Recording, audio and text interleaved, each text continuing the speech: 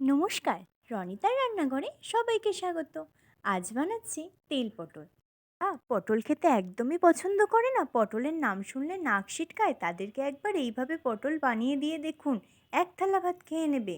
প্রথমেই পটল নিয়ে পটলগুলোকে ছাড়িয়ে দুই পাশ থেকে অল্প অল্প করে চিড়ে নিলাম। এতে পটলগুলো দেখতেও যত সুন্দর লাগছে, আবার পটলগুলো তেল করলে এর ভিতরে মশলাটাও সুন্দরভাবে ঢুকে যাবে। তারপরে পটলে লবণ হলুদ মাখিয়ে পটলটা তেলে দিয়ে লালচে করে ভেজে নিয়ে ওই তেলের মধ্যেই শুকনো লঙ্কা পাঁচফোড়ন ফোড়নে দিয়ে পেঁয়াজ বাটা আদা রসুন বাটা টমেটো বাটা দিয়ে নেড়ে ছেড়ে একটু ভাজা করে নিয়ে স্বাদ মতো লবণ হলুদ গুঁড়ো সামান্য চিনি জিরের গুঁড়ো লঙ্কার গুঁড়ো কাঁচা লঙ্কা দিয়ে নেড়ে ছেড়ে খুব ভালো করে কষিয়ে নিলাম। জল দিয়ে দিয়ে ভালো করে কষালাম যাতে কাঁচা গন্ধটা কেটে যায়।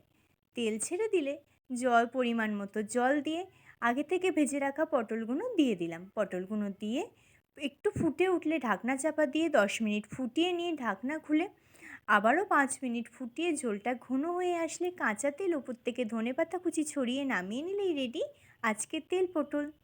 এইভাবে একবার রান্নাটা করে দেখুন, গরম ভাতের সাথে খেতে দারুণ লাগে। আমার এই রান্নার ভিডিওটা ভালো লাগলে লাইক কমেন্ট শেয়ার করে পাশে থাকবেন। ইউটিউব থেকে দেখলে পেজটি সাবস্ক্রাইব করে দেবেন। ভালো থাকবেন, সুস্থ থাকবেন। আবার আসবো পরের একটি রান্নার ভিডিও নিয়ে। ধন্যবাদ।